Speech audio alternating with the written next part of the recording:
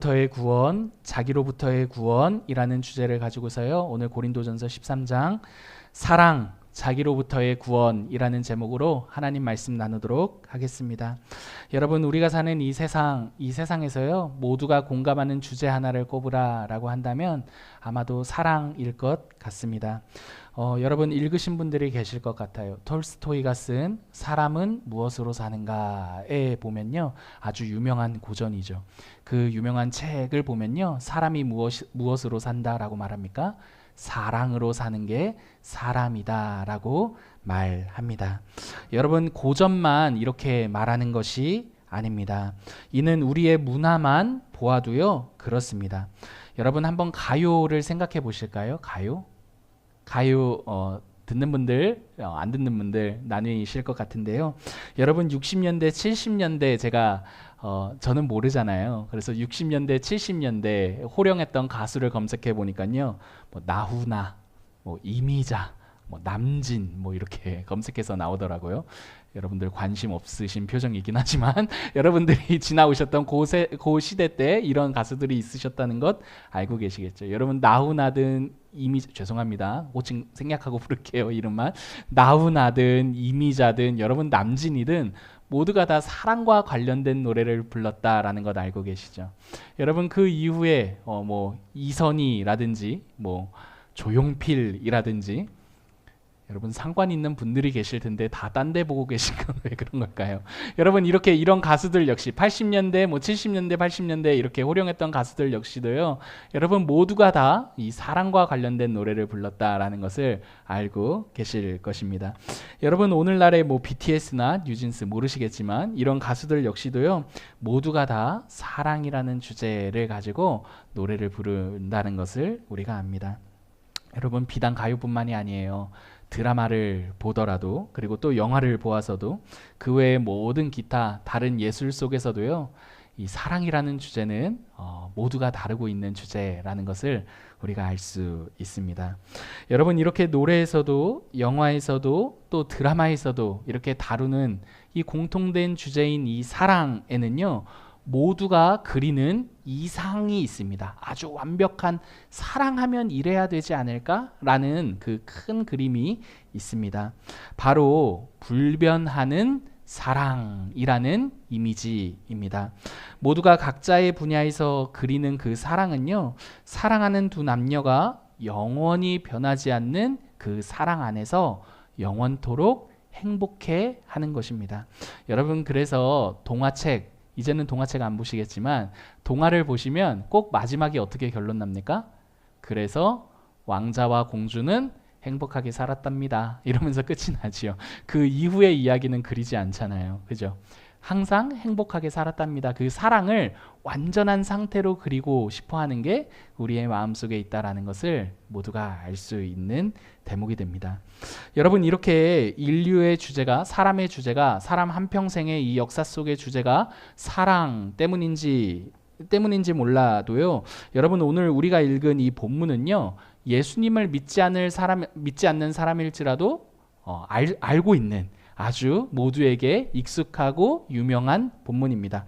실제로 교회를 다니지 않는 커플이에요. 근데 그 커플이 결혼식을 하는데 서약을 할 때 이 고린도전서 13장을 같이 서로 읽더라고요. 그러니까 믿지 않는 사람들에게도 감동적으로 다가오는 이 사랑에 대한 표현이 이 설명이 묘사가 바로 오늘 고린도전서 13장이라는 것을 알 수가 있는 거죠. 여러분 때문에 고린도전서 13장은요. 고린도전서 13장 하면 잘 몰라요. 근데 고린도전서에 나오는 사랑장 있잖아 그거 하면은 모두가 다 알고 있는 장입니다. 여러분 오늘 특별히 우리는요. 4절에서 8절까지의 요 내용을 가지고 집중적으로 조금 더 오늘 본문을 살펴보려고 합니다. 전부 다 다루기에는 내용이 너무나 방대하기 때문에 4절부터 8절까지의 내용을 가지고 오늘 설교를 나누도록 할게요. 여러분 오늘 우리가 읽은 것처럼요. 고린도전서는 이 13장은요. 사랑에 대한 굉장히 감동적인 이야기들로 가득합니다. 때문에 이 본문을 읽을 때라면 이 사랑에 대한 내용을요. 바로 우리의 삶에 적용하고 싶어하는 것 같아요. 그래 맞아. 사랑은 이런 거지. 나도 이렇게 사랑해야지 라고 말입니다. 그런데 여러분, 오늘 본문에서 등장하고 있는 이 사랑에 대한 이 내용은요, 가장 1차적으로 먼저 적용할 때 우리 자신이 아니라요, 바로 하나님 사랑이라는 것을 기억해야 합니다. 여러분, 오늘 4절부터 등장하는 이 사랑에 대한 다양한 정의들은요, 우리가 할 수 있는 사랑이 아니라 가장 먼저 1차적으로는요, 하나님께서 우리를 사랑하신 사랑에 관련된 내용입니다. 하나님께서 우리를 이렇게 사랑하셨지, 그래 맞아 라는 생각이 오늘 이 본문을 대할 때 우리가 가져야 할 첫 번째 생각이라는 거예요. 그 이유가 있어요, 여러분. 그게 바로 8절입니다.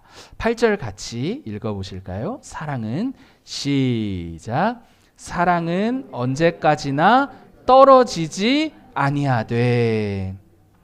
여러분, 여기서 사랑은 언제까지나 떨어지지 않는다라는 이 말은요, 바울이 고린도 교회를 향해 사랑의 영원성에 대해서 말하고 있는 대목입니다. 여러분, 사랑은 언제까지나 떨어지지 않는다라는 이 원어적인 의미는요, 사실 실패하지 않는다라는 말과 동일한 단어를 사용하고 있어요. 여러분 한번 생각해 볼까요? 때문에 이 말은 이렇게 해석할 수 있어요. 사랑은 영원히 실패하지 않아 라고 말이죠. 여러분, 그런데 사람의 사랑을 한번 생각해 봅시다. 사람의 사랑은 실패합니까? 실패하지 않습니까? 여러분들의 경험을 들어 한번 말해 주십시오. 우리의 사랑은 실패합니까? 실패하지 않습니까? 여러분, 실패하지요. 우리가 살면서 가장 마음 아픈 때를 경험하는 그 때를 가만 돌이켜보면 사랑에 실패할 때입니다. 여러분, 이 사랑에 실패한다는 말은 좁게는 사랑하는 연인 간에 헤어지는 그때를 말할 수도 있겠지만요, 그러나 우리는 살면서 요 연인 간의 사랑보다도 깊은 사랑의 관계를 경험하며 살죠. 친구와의 우정일 수도 있고 가족과의 관계일 수도 있습니다. 여러분, 가족과의 관계를 들어 생각해 보면 좋겠어요. 여러분, 사랑하는 부부, 그렇게 사랑해서 한평생 함께 하겠다라고 말한 그 부부 역시도요, 사랑에 실패합니까? 실패하지 않습니까? 사랑에 실패합니다. 여러분, 이는요, 어떤 부부간에 이혼하는 것의 여부를 넘어서 같이 산다고 할지라도 여러분, 날마다 사랑에 실패하는 게 우리 부부의 모습이라는 것을 알 수가 있을 거예요. 여러분, 그렇게 끈끈할 것 같은 부모와 자녀 간의 사랑 역시도 실패를 경험합니다. 여러분, 아직도 기억나요? 첫째 아이가 딱 태어나서 품에 들어왔을 때, 야, 세상에 이렇게 나를 기쁘게 하고 행복하게 하는 존재가 있구나를 경험하지만 키우다 보니까요, 여러분, 이런 원수가 또 어디 있나 이런 마음을 갖게 만드는 게 자식이라는 것을 경험합니다. 여러분 때문에 뭐 친구 관계 역시도 말할 것도 없겠죠. 아무리 마음이 맞는 친구라고 할지라도요, 사랑에 실패하는 것을 경험합니다. 여러분, 이렇게 우리가 누리는 사랑의 관계는요, 순도 100%의 완전함이란 불가능합니다. 우리의 사랑은 언제까지나 실패하지 않을 수가 없습니다. 우리의 사랑은 항상 실패를 마주합니다. 그러나 여러분, 누구의 사랑은 실패가 없습니까? 하나님의 사랑은 실패가 없습니다. 그것도 여러분, 오늘 8절의 표현을 따지자면 언제까지나, 항상, 언제까지나 실패가 없는 것이 바로 하나님의 사랑입니다. 단 한순간도 그 잠깐의 틈조차도 그런 잠깐의 틈이라도 실패가 껴들 수 없는 것이 바로 하나님의 사랑이라는 거예요. 그래서 여러분, 어떤 학자는요, 이 구절을 가지고 이렇게 이야기해요. 사랑에는 영원히 취소되지 않는다. 사랑은 영원히 취소되지 않는다 라고 말입니다. 여러분, 우리를 향한 하나님의 사랑은요, 취소되지 않습니다. 여러분, 얼마나 이게 큰 위로입니까? 사람 간의 사랑은요, 얼마든지 취소했다가 다시 했다가 뭐 영원히 취소하기도 하고 뭐 이렇게 취소가 막 빈번한데, 하나님이 우리를 사랑하시는 사랑은요, 취소하지 않으시는, 취소될 수 없는 사랑이라는 겁니다. 여러분, 그게 오늘 8절에서 말하고 있는 사랑은 언제까지나 떨어지지 않는다라는 말의 의미이죠. 그래서 여러분 바울은요 로마서 8장에서 이렇게 말해요. 제가 읽어드릴게요. 그 무엇도 우리를 우리 주 그리스도 예수 안에 있는 하나님의 사랑으로부터 끊을 수 있다 없다? 없다라고 말입니다. 여러분 고린도전서 13장을요 이렇게 하나님 사랑으로 읽어야 한다라는 것은요 이 8절을 통해서 뿐만 아니라 하나님의 하나님 되심을 생각해 볼 때도 이 고린도전서 13장은 하나님의 사랑으로 읽어야 한다라는 것을 우리가 생각해 볼 수 있어요. 여러분 하나님은 어떠한 분이시죠? 하나님은 사랑이십니다. 그죠? 때문에 여러분 사도 요한은요 요한일서 4장 16절에서 이렇게 말해요. 제가 읽어드릴게요. 하나님이 우리를 사랑하시는 사랑을 우리가 알고 믿었노니 하나님은 무엇이시다? 사랑이시다 라고 말입니다. 여러분 이 구절은요 오해가 많은 구절이에요. 굉장히 익숙한 구절이지만 오해가 많은 구절입니다. 왜 오해가 많은 구절이냐 하냐면요 일반적으로 하나님은 사랑이시다 라는 이 말을 하나님은 사랑이 많으신 분이다로 생각하기 때문입니다. 여러분 하나님이 사랑이시라는 말과 하나님은 사랑이 많으신 분이라는 말 이 문장은요 천지 차이에 전혀 다른 말입니다. 결론부터 말씀드리자면요 하나님이 사랑이시다라는 이 사도 요한의 증언은요 하나님은 사랑이 많은 분이야를 말하는 것이 아니라 하나님의 존재 방식이 바로 사랑이시다라는 것을 말하는 것입니다. 여러분 하나님이 존재하시는 방식은요 바로 사랑이에요. 하나님이 존재하시는 방식은 사랑입니다. 하나님은요 사랑이 많으신 분이 아니라 사랑 그 자체이십니다. 여기서 여러분 삼위일체 하나님이라는 이 말이 무슨 말인지 더욱 깊이 깨달을 수 있는 근거가 되어요. 여러분 들어보세요. 여러분 하나님은요 몇 분이십니까? 한 분 한 하나님이십니다. 그리고 그 한 분이신 하나님은요 성부와 성자와 성령이라는 세 위격으로 존재하십니다.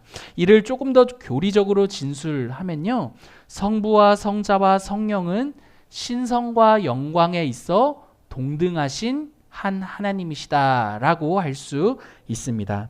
여러분 중요한 것은요 이렇게 성부와 성자와 성령께서는 서로와 서로에게 자기 자신을 완전히 내어주시는 한 하나님이시라는 사실입니다. 그러므로 하나님은 사랑이시다라는 이 말은요 단지 사랑이 많은 하나님이 아니라 성부와 성자와 성령 하나님의 그 존재 방식이 바로 사랑이다라는 것을 의미합니다. 여러분 성부와 성자와 성령을 간혹 순위로 이해하시는 분들이 계십니다. 성부가 1위, 성자가 2위, 성령이 3위 이렇게 말입니다. 그러나 여러분 절대 그렇지 않습니다. 왜냐하면 성부와 성자와 성령께서는요 서로에게 자기를 주장하는 관계가 아니시기 때문이에요. 성부와 성자와 성령 하나님의 관계는요 서로와 서로에게 완전한 헌신과 자기 자신을 서로에게 온전히 내어주는 관계입니다. 여러분 이를 사랑이라고 말하는 것이고 삼위일체 하나님께서는요 완전한 사랑으로 존재하시는 한 하나님이신 거죠. 여러분 이를 신학적인 용어로요 상호내주라고 해요. 상호내주. 조금 어려운 말일 수 있지만 여러분 성부 성자 성령께서요 서로와 서로에게 구분되지 않는 완전한 하나님 되시는 존재 방식이다라는 말이 상호내주라는 말입니다. 여러분 중요하진 않습니다. 여러분 계속해서 들어보십시오. 이 말을 하는 이유가 있어요. 여러분 이렇게 하나님께서 존재하시는 방식으로서의 이 사랑은요 두 가지 특징이 있어요. 오늘 본문은 그 두 가지 특징에 대해서 말해주고 있습니다. 4절부터 7절까지의 내용을 한번 같이 읽어볼게요. 4절부터 7절이에요. 시작. 사랑은 오래 참고 사랑은 온유하며 시기하지 아니하며 사랑은 자랑하지 아니하며 교만하지 아니하며 무례히 행하지 아니하며 자기의 유익을 구하지 아니하며 성내지 아니하며 악한 것을 생각하지 아니하며 불의를 기뻐하지 아니하며 진리와 함께 기뻐하고 모든 것을 참으며 모든 것을 믿으며 모든 것을 바라며 모든 것을 견디느니라. 여러분, 하나님의 존재 방식으로서의 사랑을 생각하며 오늘 4절부터 7절을 읽을 때 우리가 알 수 있는 사랑의 첫 번째 특징이 무엇이냐 하냐면요, 바로 사랑은 서로를 통제하지 않는다라는 것입니다. 여러분, 바울이 사랑을 말할 때 오늘 4절부터 7절을 이야기하면서 가장 먼저 말하는 것과 가장 마지막에 말하는 것이 수미상관으로 같다라는 것을 알고 계십니까? 여러분, 먼저 말하는 것이 무엇입니까? 오래 참는 것이죠. 마지막으로 말하는 것이 무엇입니까? 견디는 것이죠. 여러분, 이 오래 참음, 견디는 것은 같은 말입니다. 바울이 이렇게 사랑을 이야기할 때 먼저 오래 참음에 대해서 말한다라는 것은요, 여러분, 의도된 순서입니다.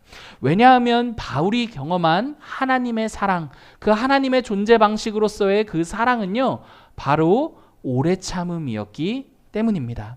여러분, 이는 우리가 잘 알고 있는 이스라엘의 역사를 통해 보아서도 알 수 있는 대목이에요. 이스라엘이 애굽으로부터 나오고 광야에 40년을 머물며 가나안 땅에 들어간 그 모든 역사를 돌이켜 볼 때 하나님께서 이스라엘을 사랑하십니다. 근데 어떻게 사랑하십니까, 여러분? 오래 참음으로써 사랑하세요, 여러분. 여러분, 우리는 관계를 맺을 때 약속을 지키지 않는 사람과 상종하고 싶어 하지 않아요. 그런데 하나님께서 이스라엘 백성과 약속을 했는데 이스라엘 백성들이 그 약속을 그 자신들의 역사 가운데 반복해서 어기거든요. 근데 그 어기는 이스라엘을요, 오래 참으십니다. 그리고 견디세요. 때문에 바울에게 있어서 하나님의 사랑은 어떠한 것입니까? 오래 참는 것이었죠. 여러분, 이는 단지 이스라엘의 역사뿐만 아니라요, 바울이 자신 개인의 역사를 돌아볼 때에도 마찬가지였습니다. 여러분, 바울이 어떤 사람이었습니까? 교회를 핍박하는 사람이었죠. 근데 핍박도요, 그냥 찌르는 그런 핍박이 아니라요, 교회를 멸절하는, 교회를 아예 그 뿌리채 뽑아버리는 핍박을 하는 사람이 바로 바울이었습니다. 그런데 여러분, 하나님께서 그러한 바울을 어떻게 하셨습니까? 오래 참으셨어요. 여러분, 바울에게 있어서 그 하나님의 사랑이란 오래 참는 것이었습니다. 여러분, 하나님에 대해 한결같지 못한 우리의 삶을요, 하나님께서 오래 참으십니다. 그리고 견디십니다. 그분이 우리를 향한 사랑을요, 취소하지 않으세요. 그래서 그 사랑은 언제까지나 실패하지 않는 사랑이 됩니다. 우리의 사랑과는 많이 다른 것이죠. 여러분, 이렇게 하나님께서 우리를 오래 참는다라는 것은요, 우리를 통제하지 않으시는 분이시라는 것을 의미해요. 여러분, 사랑은요, 통제하지 않습니다. 하나님의 사랑, 하나님이 우리를 오래 참으신다라는 것은요, 그분은 우리를 사랑하심으로써 통제하지 않는다라는 것을 의미합니다. 여러분, 통제한다라는 것은요, 내가 편하기 위해 상대를 내 뜻대로 조종하는 것이 통제하는 것이에요. 하나님께서는 자신이 편하시기 위해 우리를 통제하시는 분이 아니십니다. 여러분, 제가 아이를 낳고 키워보니까요, 아이를 통제하고 싶어요. 여러분, 그런 경험이 있으신가 모르겠어요. 오래 참아주기보다 아이를 통제하고 싶습니다. 내 뜻대로 그래도 내가 편하기 위해 이 아이를 조종하고 싶은 마음이 제 안에 있다라는 것을 봐요. 아이에게 많은 말들을 하는데요. 여러분, 얼마 전 놀이터에서 애가 그냥 놀겠습니까? 이현이 같은 경우는요, 막 사리 분별이 안 되니까 바닥에 있는 돌도 먹고 막 바닥에 떨어진 막 사탕도 줍고 바닥과 아주 밀착해서 놀이터에서 노는 게 이현이입니다. 그때마다 이현이에게 제가 이렇게 이야기해요. 이현아, 이러면 병 걸려. 세균이 손에 들어오고 그럼 막 병 걸려. 안 돼. 바닥은 만지면 안 돼. 이렇게 말합니다. 근데 여러분, 표면상으로는 이렇게 말하지만 그 말의 깊은 내면을 살펴보면, 너가 손이 더러워지면 누가 씻겨야 됩니까? 내가 씻겨야 되고 그렇다가 너가 진짜 실제로 그 손에 묻은 병균으로 인해 병이라도 걸리면 병원에 누가 데려가야 됩니까? 내가 데려가야 되고 그 약은 또 누가 먹입니까? 내가 먹여야 되고 너가 자지 못하는 것 누구도 자지 못합니까? 나도 자지 못하고 여러분 그 표면상으로는 아주 아이를 위해 말하는 것 같지만 그 말의 이면에는 결국에는 너가 그렇게 됐을 경우에 누가 귀찮습니까? 내가 귀찮기 때문이야 라는 그 아주 깊은 근원에는 나를 위한 말이라는 것을 제가 보게 됩니다. 그런데 여러분 이러한 내용이 비단 아이를 키우는 그때에만 있는 것이 아니라는 것을 알게 돼요. 여러분 우리가 상대 여러 사람들에게 하는 그 말들을 볼 때 그 끝에는 이러한 나의 유익이 자리 잡고 있다는 것을 보게 됩니다. 여러분 내가 상대에게 하는 그런 말들을 이 시간 한번 생각해 보세요. 상대를 위한 말이랍시고 했던 수많은 말들을 한번 생각해 보십시오. 근데 여러분 그 말들 끝에 그렇게 말을 한 이유들을 추적해 보면 그 끝에 나의 유익이 있을 수 있고 나의 만족이 있을 수 있습니다. 여러분 만약에 그러한 그 말의 끝에 나의 유익이나 나의 만족이 있다면 이는 상대를 위해서 하는 말이었다라고는 할 수 있겠지만 결국에는 상대를 통제하고 싶어하는 나의 이기심이라는 것을 알 수가 있습니다. 그래서 여러분 상대를 위해 하는 말이라고 했지만 상대가 내 뜻대로 되지 않을 때 어떻게 합니까? 열받습니다. 여러분 상대를 위해 한 말인데 열이 받는 이유는 뭘까요? 여러분 그리고 거기서 더 나가서 상대에게 막 욕까지 내뱉는 게 우리라는 것을 보게 되죠. 여러분 심지어는 얼마 전에는요 이런 일들도 있었던 것 같아요. 사랑한다라고 말해요. 상대에게 사랑한대요. 근데 사랑한다라고 하는 그 말이 결국에는 상대를 조종하거나 통제하거나 그 말이 나를 위한 말이라는 것을 알게 되는 사례들도 있는 것 같습니다. 뉴스를 보니까요 데이트 폭력이라는 일들이 아주 비일비재해요. 사랑한대요. 근데 상대가 내가 원하는 대로 하지 않으니까 막 때려요. 여러분 스토커들은 어떻습니까? 스토킹 이런 거 사랑한대요. 근데 그 사람이 어떻게 되든 말든 막 집요하게 그 사람을 막 추적해서 따라다니죠. 여러분 이렇게 우리는요 사랑한다라는 말을 하면서도 실제로는 그 끝에는 자기 유익과 만족을 위해 이 사랑까지도 수단화할 수 있는 게 우리라는 것을 생각해 볼 수가 있는 거죠. 그러므로 여러분 상대를 통제하는 것은요 절대 사랑이 될 수가 없습니다. 사랑하는 성도 여러분, 하나님께서는요 이렇게 자기의 유익이나 자기의 만족이나 자기가 편하기 위해 마치 저와 같이 자기가 편하려고 상대를 우리에게 사랑을 말하시는 분이 아니십니다. 여러분 그분은 우리를 통해 이루기 위한 또 다른 목적을 가지신 분이 아니라는 거예요. 그래서 여러분 그분은 우리를 통제하지 않으시고 도리어 우리를 오래 참으시는 하나님이십니다. 여러분 이 오래 참음도요 사실은 얼마든지 통제 수단이 될 수가 있어요. 이런 거죠. 야 내가 너를 얼마나 오래 참았는데 이것밖에 못하는 거야? 라고 말입니다. 여러분 만약에 하나님께서요 우리를 통해 이루려는 또 다른 목적이 있으셨다면 오래 참으신 것을 가지고 우리를 통제하려고 하셨을 거예요. 그러나 여러분 하나님의 오래 참음은요 그러한 오래 참음이 아닙니다. 야 내가 이렇게까지 참았는데 너 이렇게밖에 못해? 이런 오래 참음이 아니라는 거예요. 하나님의 이 오래 참음은요 우리 자체, 우리 존재 자체를 목적으로 두시는 사랑이기 때문입니다.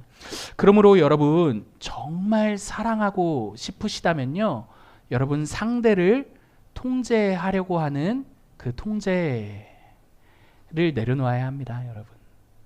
여러분 그게 사랑이에요. 여러분 정말 사랑하고 싶다면 상대를 통해 이루려고 하는 나의 목적을 내려놓아야 합니다. 상대를 통해 이루려는 나의 그 목적이 상대를 통제하려고 하기 때문인 거죠. 여러분 그렇게 된다면 우리는 그 사람을 오래 참을 수가 없어요. 오래 참은 것 가지고도 결국에는 왜 이것밖에 못하냐고 윽박지르게 될 것입니다. 상대를 통해 이루려는 목적이 아닌 상대 그 자체, 그 존재 자체를 목적으로 할 때 이 우리의 오래 참음이 무의미해지지 않을 수가 있습니다. 여러분 상대를 통해 이루려는 목적이 없을 때 비로소 우리는 오래 참을 수 있으며 통제하지 않을 수 있으며 비로소 사랑할 수 있어요. 여러분 만약에요 이건 그냥 상상이에요. 만약에 제가 여러분들을 통해 이루려는 목적이 있다라고 한다면 여러분 저는 여러분들을 절대 사랑할 수 없을 겁니다. 여러분 근데 얼마든지 저에게 그런 유혹이 있다라는 것 알고 계세요? 이 여러분들 존재 한 분 한 분이 그냥 그 자체로 귀하게 저에게 다가오는 게 아니라 이분을 통해 이런 걸 이룰 수 있겠구나. 여러분 이런 목적이 들어와서 제가 여러분들을 대한다면 여러분들이 행복하시겠습니까? 저도 행복하지 않고 여러분도 행복하지 않을 것입니다. 여러분. 근데 여러분 이는 저에게만 적용되는 이야기가 아닙니다. 우리가 서로와 서로를 볼 때 이 사람을 통해 뭔가 이루고자 하는 목적이 있다면 이 사람이 그의 목적에 준하지 못할 때 우리는 얼마든지 분노할 수 있게 되는 것이죠. 그리고 이 목적을 위해 이 사람을 조종하고 싶고 통제하고 싶은 것이죠. 여러분 때문에 오래 참을 수가 없게 될 것입니다. 여러분 두 번째로 이 본문을 통해 4절부터 7절까지의 내용을 통해 알 수 있는 사랑의 두 번째 특징은요, 상대를 누르거나 눌리지 않는다라는 거예요. 여러분 4절 눈으로 보시겠어요? 시기, 자랑, 교만, 무례한 것, 또 뭐 분노, 뭐 이런 8절 보시면 그렇게 이러한 단어들이 등장하는데요. 여러분 이러한 단어들은요, 상대를 누르는 행위입니다. 반대로는 상대로부터 눌림을 받는 내용들입니다. 여러분 우리가 살아가면서요, 나와 관계가 먼 사람이 잘 되는 것은요, 나와 그렇게 크게 상관 있는 일이 아니에요. 나와 관계가 먼 사람이 잘 되는 것은요, 그냥 뭐 잘 됐네, 축하하네, 얼마든지 해줄 수 있습니다. 하지만 사촌이 땅을 사면 뭐가 아픕니까? 배가 아픈 거예요, 여러분. 여러분 우리와 관계성이 형성되어 있는 그 사람이 뭔가 잘 된다라고 할 때 여러분 배가 아픈 게 우리라는 것을 생각해 볼 수가 있어요. 여러분 한창 자녀를 키울 때 내 자녀가 대학에 잘 가면 당당합니다. 근데 여러분 내 자녀가 대학도 못 가는데 남들 자식은 대학에 잘 가면 여러분 배가 아파요. 여러분 배가 아프다라는 것은요, 적극적으로는요 셈이 납니다. 아유 막 이런 거죠. 근데 여러분 소극적으로는요, 그 자리에 가고 싶지가 않습니다.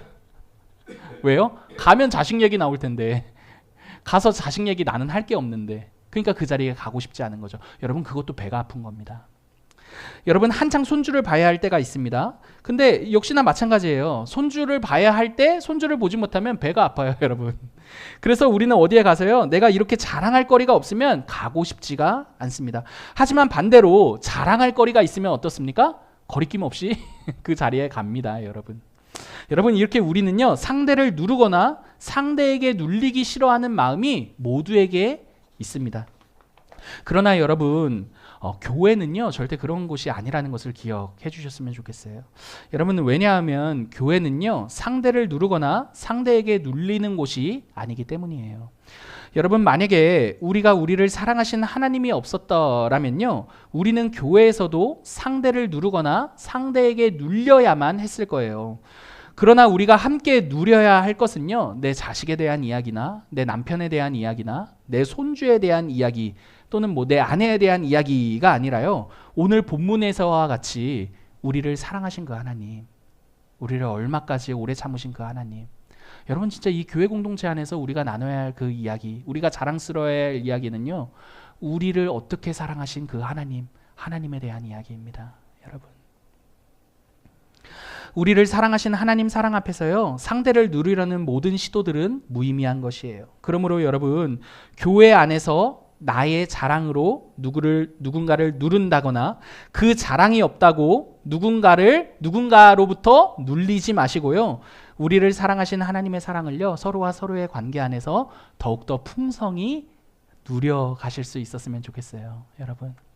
여러분 소그룹으로 모이는 것을요 기뻐하십시오. 여러분 괜히 가서 나는 뭐 할 말도 없고 뭐 자식 자랑할 것도 없고 손주 얘기할 것도 없고 가서 무슨 얘기를 해, 여러분 그러지 마십시오. 할 얘기 있잖아요. 하나님이 우리를 사랑하신 이야기예요. 여러분 그 이야기로 우리가 행복해지고 그 이야기로 우리 공동체가 함께 자라나는 게 교회 공동체 아니냐는 말이죠. 무엇보다 여러분 우리가 상대를 누를 때 가장 많이 사용하는 스킬이 5절에 등장해요. 5절 한번 눈으로 보세요. 여러분 5절 보시면요 이렇게 등장해요. 마지막 내용이에요. 악한 것을 생각하지 아니하며. 그죠? 여러분 보셨어요? 눈으로? 여러분 우리가 상대를 누를 때 가장 많이 사용하는 기술이 이 악한 것을 생각하는 거예요. 여러분 이게 무슨 말이냐면, 여러분 이게 한글 성경에는 제대로 번역이 안 됐는데요, 이게 제대로 번역하면 이런 거예요. 상대가 나에게 입힌 손해, 그 악을 생각하지 않는다라는 말이에요. 여러분, 사랑은 뭡니까? 상대가 나에게 입힌 악을 더 이상 생각하지 않는 거예요, 여러분. 근데 여러분, 우리가 상대를 누를 때, 상대와 싸울 때 가장 많이 사용하는 기술이 뭡니까? 상대가 나에게 입힌 그 악을 다시금 말하는 거죠, 여러분. 그래서 싸울 때 여러분, 몇 년 전 일까지 막 끄집어내잖아요. 여러분, 네가 너 한두 번인 줄 알아? 너 옛날에 너 일주일 전에도, 너 2주일 전에도, 너 작년에도, 너는 항상 막 넌 이래 왔어 막 이러면서 싸우는 것 아닙니까? 여러분, 근데 사랑은 어떤 것이냐면 과거의 그 지난 모든 것들, 상대가 나에게 입힌 악한 것들을 끄집어내지 않는 게 사랑이래요, 여러분. 여러분 모두가 아실 텐데요. 우리가 사랑받은 말로 상처받은 말, 그 상처받은 말을요 주야로 묵상하는 게 우리 안에 있는 나쁜 습성 중 하나예요. 그죠? 항상 상처받은 말을요 묵상해요. 곱씹어요. 우리가 하나님의 말씀을 주야로 묵상해도 모자랄 판에 상처받은 말을 막 묵상함으로써 상대에 대한 깊은 분노를 더 막 가득하게 갖게 되는 거죠. 그러니까 여러분, 그 말을 묵상했으니 어떻게 됩니까? 그 사람은 잊었는데 나는 기억하고 있어서 너가 그때 그랬잖아 막 이러면서 악한 것을 생각하는 거죠, 여러분. 사랑하는 성도 여러분, 사랑은요 그 말을, 상처 내가 받은 말을요 묵상하지 않는 것입니다. 그 말을 묵상하는 순간 우리는 다시금 상대를 똑같은 방식으로 누르고 싶은 분노와 그런 충동을 느끼게 될 것입니다. 사랑하는 성도 여러분, 하나님께서는요 이 두 가지 사랑의 특징을 따라서요 우리를 통제하시지도 않았고 우리를 누르지도 않으신 하나님이세요. 여러분, 하나님께서는 우리를 사랑하셨습니다. 그 증거가 바로 여러분 예수 그리스도의 십자가예요. 여러분, 예수님께서 십자가에 달리셨다라는 것은요 하나님께서 우리를 통제하시지도 않으셨다라는 뜻이고 우리를 힘으로 누르지도 않으셨다라는 것을 의미합니다. 하나님이신 예수 그리스도께서요 우리의 죄를 위해 대신 죽으셨습니다. 여러분, 만약에 우리를 통제하시는 하나님이었다라면요 우리를 대신하여 죽으실 수가 없으셨을 거예요. 통제하는 사람은요 항상 이렇게 말하거든요. 네 업보대로 되는 거야. 네가 그렇게 했으니까 그 꼴이 되는 거야. 이렇게 말하는 거거든요. 네가 오늘 이런 건 네가 잘못했기 때문이야. 그러니까 내 말을 들었어야지. 여러분, 이렇게 통제하는 게 통제하는 사람들의 특징이죠. 뿐만 아닙니다. 통제하는 사람은요 우리를 통해 이루려는 목적이 있기 때문에 우리가 합당한 결과를 만들었을 때에만 우리를 비로소 인정해줘요. 합당한 결과가 나오게 하기 위해 우리를 통제하는 것이죠. 그러나 여러분, 예수님은요 우리의 죄를 대신해 자신이 대신 우리의 죄의 값을 치르셨습니다. 야, 네가 잘못했으니까 네 죄니까 네 업보야 라고 이렇게 말씀하지 않으신 거죠. 너가 착해지면 그때 내가 구원할게 라고도 말씀하지 않으셨습니다. 그분의 목적은요 우리라는 존재 그 자체였기 때문입니다. 때문에 예수님은요 우리를 자신의 유익을 위한 목적이나 수단으로 삼지 않으셨습니다. 때문에 예수님은 우리가 받아야 할 조롱을 자신이 대신 받으셨고 우리의 수치도 모두 다 대신 받으셨습니다.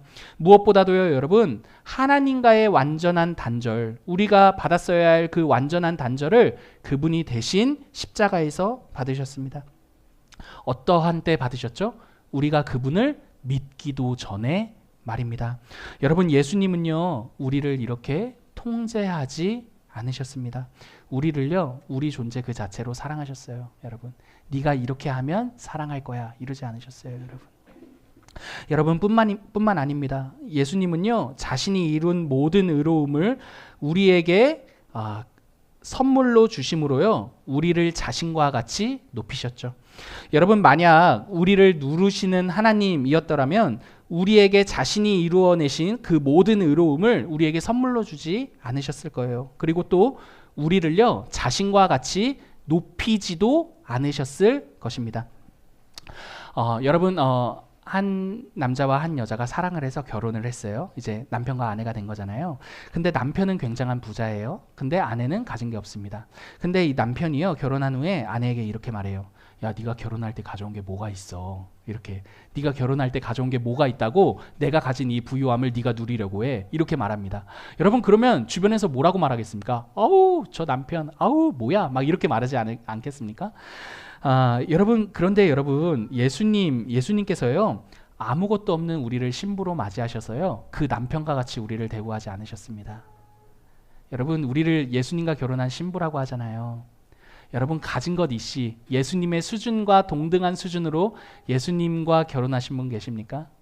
아니죠.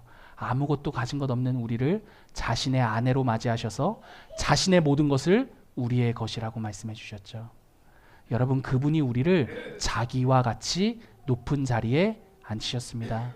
여러분, 예수 그리스도께서는요, 우리를 누르시는 분이 아니신 거죠. 아무리 가진 것이 없는 우리일지라도 우리를 자신과 같이 높이시는 분, 그분이 우리의 하나님 예수 그리스도이십니다. 사랑하는 성도 여러분, 말씀을 마칠게요. 여러분, 하나님은요, 우리를 구원하신 분이십니다.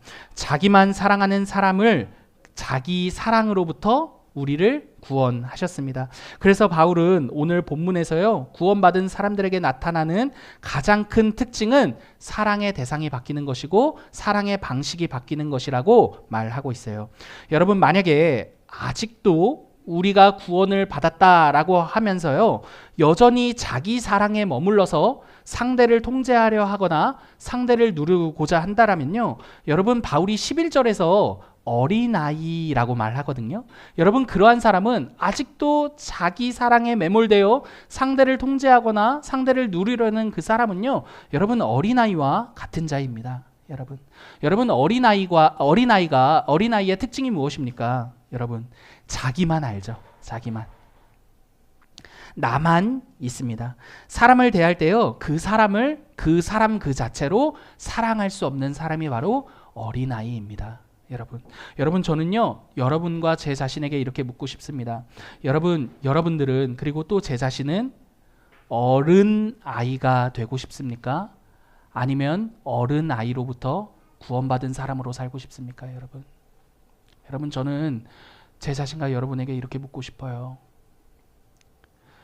여러분, 아직도 자기만 사랑하며 그렇기 때문에 상대를 통제하며 상대를 누르고자 합니까? 여러분, 그렇다면 몸은 어른일지 모르겠지만 여전히 그 속사람은 아이와 같을 것입니다. 바울이 말합니다. 어린아이와 같은 때를 벗어나 장성한 사람이 되었다라고요. 여러분, 저는요, 이 자리에 모여있는 우리 모두가요, 장성한 사람이 되었으면 좋겠어요. 그 장성한 사람은 어떠한 사람입니까? 그 사람을 그 사람 자체로 사랑하는 사람이요. 예수님이 마치 우리를 그렇게 사랑하셨듯이 말이죠. 여러분, 대학생 선교 단체 중에요, 뭐 CCC도 있고 예수전도단도 있고 다양한데요, 조이라는 선교 단체가 있어요. JOY라는 선교 단체가 있습니다. 여러분, 이 JOY가요, 각각의 한자 한자를 딴 요약된 표현이에요. 그냥 저는 기쁨이라는 뜻이구나인 줄 알았는데 그 조이라는 단어에 한자 한자가 의미가 있더라고요. 여러분, J는요, Jesus first래요. 예수님이 첫째. O는요, others second이래요. 그러니까 다른 사람이 두 번째. 그리고 Y는요, you래요. 바로 너 자신이 마지막이라는 그 뜻이 JOY, 조이 선교단체의 의미라고 합니다. 예수님을 제일 된 사랑의 대상으로 여기고 그 다음에는 이웃이요, 그리고 당신 자신을 이라는 뜻입니다. 여러분, 자기 자신으로부터 구원을 받았을 때 일어나는 일을 JOY로 요약해서 표현한 것이죠. 여러분, 저는요, 하나님의 사랑을 만났다면 우리에게도 이러한 변화가 있을 것 같아요. JOY라는 변화가 있으리라 생각합니다. 예수님께서 우리를 사랑하신 그 사랑을 만나고 나니 나 자신만을 추구하던 내 인생에 가장 중요한 것은 예수님이 됩니다. 그리고 others가 됩니다. 다른 사람들이 돼요. 그리고 마지막에 내 자신이 있습니다. 그런데도 어떻습니까? joy, 기뻐요. 여러분, 마치 예수님께서 하나님을 사랑하시고 우리를 사랑하시며 가장 나중에는 자신을 두셨음에도 불구하고 가장 큰 기쁨과 가장 큰 행복으로 충만하셨던 것과 같이 말이죠. 사랑하는 성도 여러분, 하나님의 사랑은요, 우리를 자기로부터 매몰된 우리를 그 자기로부터 구원합니다. 자기로부터 구원받은 우리는요, 예수 그리스도 안에서 진정한 자기 자신으로 살 수 있습니다. 오늘 우리에게 주신 말씀 생각하시면서요, 기도하시고 성찬을 준비하도록 하겠습니다.